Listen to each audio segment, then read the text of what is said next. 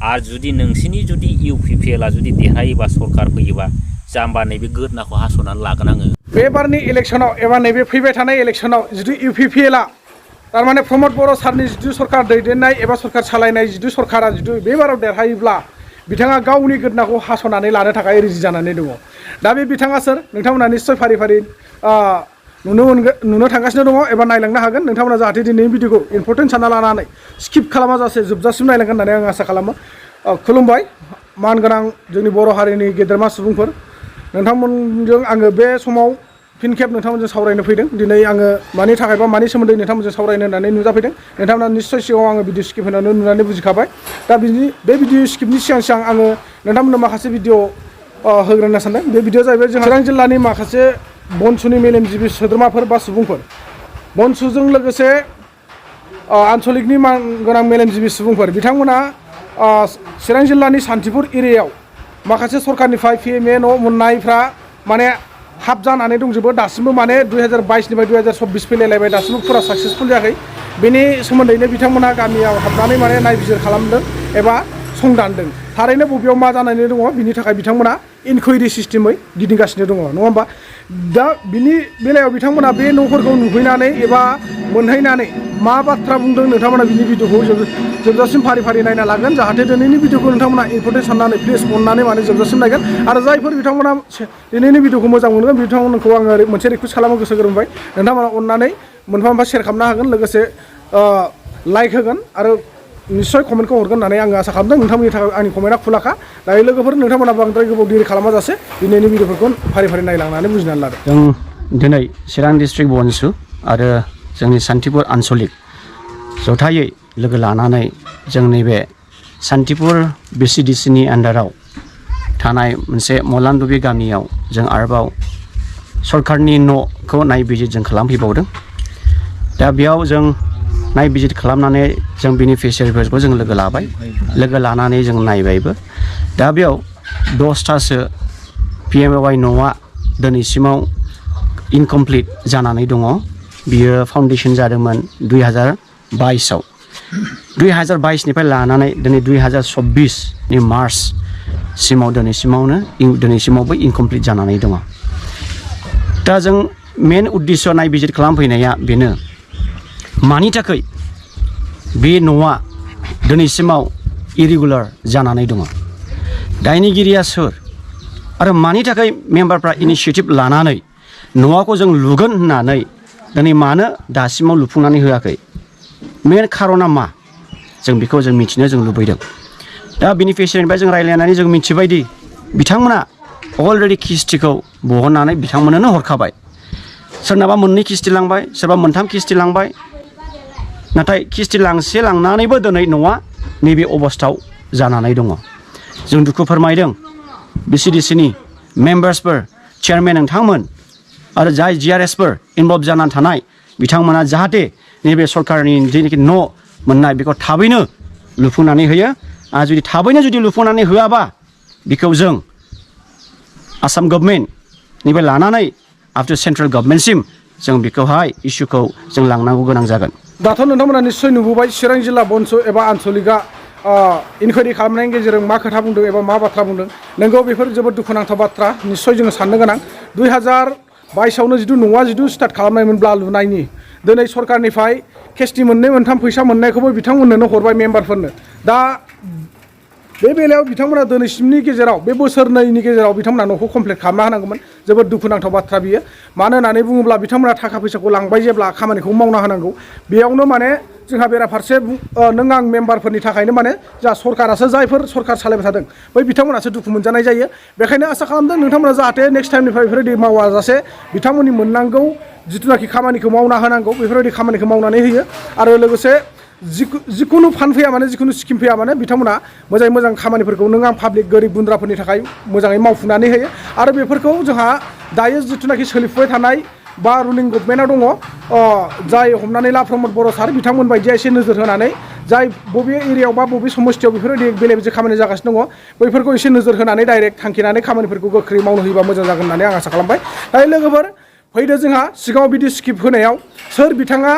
गावनि गोदोनाखौ हानानै लानो ओंखारदोंमोन बे बाराव जुदि UPPL सरकारा जुदि देरहाफिनोब्ला बिथाङा गावनि जिउखौ होनो थाखाय राजि जानानै दं एबा गावनि गोदोनाखौ हास'ना लानानै गावनो खुद सुसाइड जानो ओंखारदों बे बिथाङानो जाहैबाय BRB बड' कमेन्ट चेनेल BRB बड' कमेन्ट चेनेला बिथाङा ओरैबायदि गोख्रों माने बिबुंथि होदों जे गावखौ सोरबा सासे माने गावनि मोनसे भिडिअ होनायावहाय बिथाङा जाहैबाय क'क्राझार जिल्लानि टिपकाइ लाइननि बे बिथाङा गावनि टिपकाइ एबा पर्बतजरा एरियायाव माबायदि खामानि मावलांदों माबायदि खामानि मावलाङाखै मोनसे समाव BPF सरकारा माबायदि खामानि मावदोंमोन आरो दायो प्रमद बर'नि UPPL सरकारा माबायदि खामानि मावदों बिनि सायाव बिथाङा खेंफोरथि होदों आरो लोगोसे बिथाङा चेलेन्ज खालामदों जे बे बाराव जुदि UPPL हानजाया थारैनो देरहाबावोब्ला बिथाङा गावनि गोदोनाखौ हानानै लागोन दा मा खेत्रआव बुंदों एबा मानो बुंदों नोंथांमोना निस्सय बिनि भिडिअखौ फारि फारि नायनानै लादो लोगोसे बिथांखौ माने सासे मानसिया UPPLनिफ्राय कमेन्ट सेक्सनाव कमेन्ट हरदोंमोन बिथाङा बे कमेन्टखौ लानानैनो बिथाङा बे भिडिअनि सायाव खेंफोरथि होदों दायो नोंथांमोना बिथांनि बुंनाय बाथ्राफोरखौ जोबजासिम फारि फारि नायनानै बुजिनानै लागोन आरो नोंथांमोना निस्सय कमेन्टआव फोरमायहरगोन मा सानदों गाव गावनि गोसो गोरबोआव आरो मा फोरमायनो सानदों बिनि सायाव नोंथांमोना कमेन्ट सेक्सननि गेजेरजों फोरमायहरनो हागोन होननानै आं आसा खालामबाय आरो लोगोसे नोंथांमोना भिडिअखौ मोजां मोनदोंब्ला खेबसे लाइक आरो शेयार खालामनो हागोन होननानै आं मिजिंथिनानै थाबाय दा बिथाङा लिरदों रोनावना लाब गैया नों खर' थिग गैला नोंहा सोरनि सरखार बानायनाय बे लामा दालांखौ मिथिगौना नों जाम्बा बिथाङा बिदि लिरदों आरो नेक्स्टआव दंबावो बबेयाव मा मावदों बेखौ फारिलाइ नांगौ नामा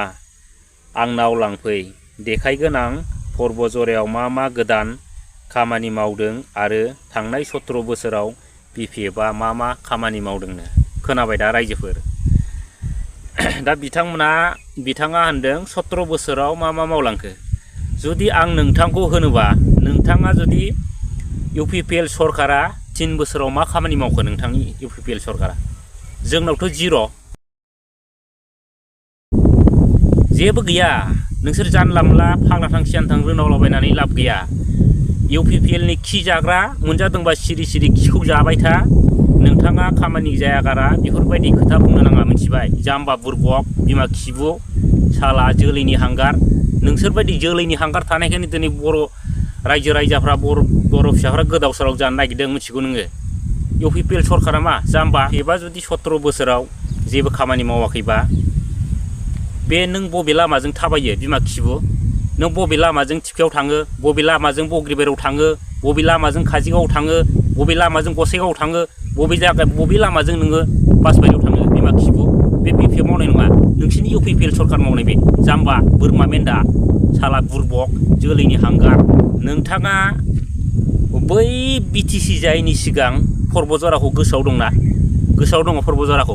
पर्बतजराया माबायदिमोन नों मिथिया बोरमा पर्बतजराया बेसेबां आनडेभेलपमोन BTC जानायनि उनाव दिनै पर्बतजराया बेसेबां डेभेलपआव फैदों बबे जायगाजों लामा जायै थादों बबे जायगायाव मा डेभेलप जायै थादों जाम्बा बुरबक ओमफ्राय बुंदो नोङो दे नोंदि बुंबाय UPPL सरकारा 4 बोसोराव बहुत किसु मावबाय बिराद बायदिसिना मावगासिनो दं मोनसे लामाखौल' नोङो खिथालाय जाम्बा बुरबक UPPLनि खि जाग्रा साला बोरमा फान्था सरकारा जुदि थार सरकारब्ला मिथिबाय थार सरकारब्ला दिनैहाय मानो बर' जाथिनि मावनो ओंखारनाय NDFफोरखौ दिनैसिम मानो नोंसिनि BTR सरकारा दिरुननो हायाखै दिनैसिम मानो BTRनि एग्रिमेन्टजों सासेबो NDFफ्रा गवाखै बिनि फिननायखौ होलाय नोङो जाम्बा बेनो जाहैबाय नोंसिनि एग्रिमेन्टआ बेनो जाहैबाय नोंसिनि परिबर्तन सरकारा परिबर्तन होननानैथ' बर' रायजो राजाखौ गोजाव होदोंमोन नोंसोरो बै समाव एबसुआबो नोंसोरखौ फोथायदोंमोन एबसुनि फोथायनायावनोथ' एबसुनि थिननायावनोथ' एबसुनि बरायनायावनोथ' गासिबो बेफोर खामानिया जादों दा नोंसोर जिन्दगियावबो देरहाला एबसुआबो नोंसोरजों सापर्ट गैला नोंसिनि हाब भाबखौ बुजिजोब्बाय मिथिगौ जाम्बा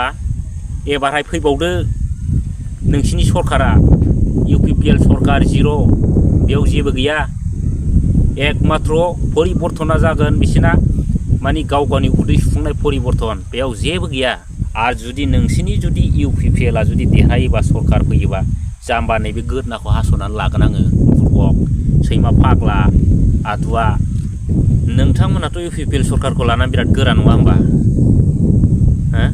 खामानि गैया। BTC BTR कम्पेयार खालामनानै नाय।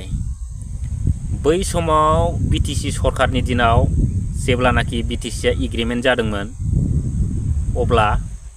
बेयाव साफ्रोमबो बर' रायजो राजाफोरनि केसा जोबदोंमोन। जायफोर जेलाव दंमोन बिथांमोना गजोबदोंमोन आरो गोबां बर' जोहोलावजोफ्रा साख्रि मोनदोंमोन। जायफोर साख्रि मोनाखै साख्रि लायाखै बिथांमोना फैसा लादोंमोन आरो बै समनि केसफ्रा दिनै जोबनानै थांबाय BTCनि एग्रिमेन्टनियाव। दिनै नोंथांमोना NDFBनि सुक्तिखौनो एबसुआ बारस'नानै BTR सुक्ति लाबोनानै दिनै मा जाखो?